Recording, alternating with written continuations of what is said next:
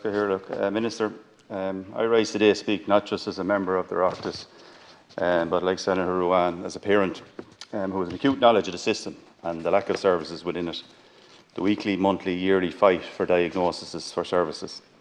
I was sickened last week to watch the Primetime programme and hear how the state, our state, acted in gathering such information with the goal of aiding the Department of Health to develop a legal strategy to determine when would be a good time to settle or ask people to withdraw their case.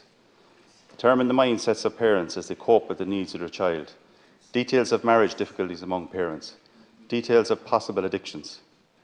Try to find a time when parents were vulnerable in extremely difficult circumstances as it was to try and settle or withdraw a case. And what were their cases? Why were they taken by parents? They were seeking the provision of education for their son or daughter, a right that is guaranteed in the Constitution, the fundamental right to get an education for their child.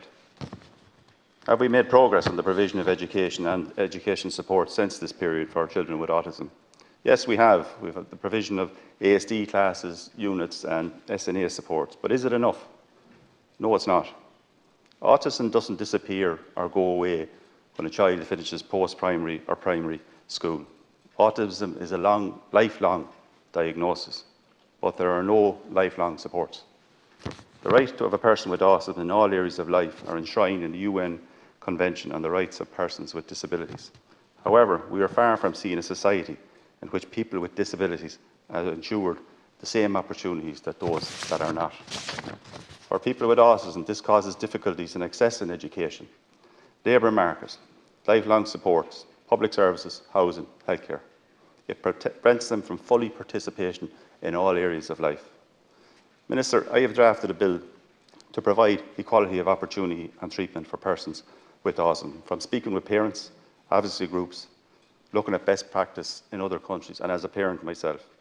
An Empowerment Act for persons with autism spectrum for providing for health and well-being in society, the betterment of their living conditions, their participation and inclusion in society, and to make ancillary and consequential provisions in full adherence to the UN Convention on the Rights of the Person with a Disability.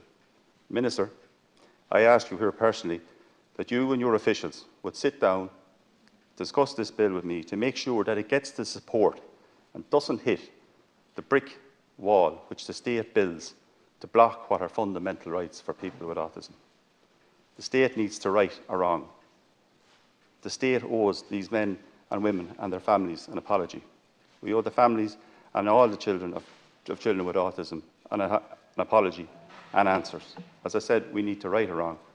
Minister, ahead of World Autism Day next Friday, I ask you to support for the boys and girls, the men and women with autism and their families. Thank you. Thank you, Senator Carrigy. Appreciate that. And like Senator Éireann, you brought a personal dimension to this, which complements these remarks of all very heartfelt remarks of the rest of the chamber. But it does bring an extra dimension to it.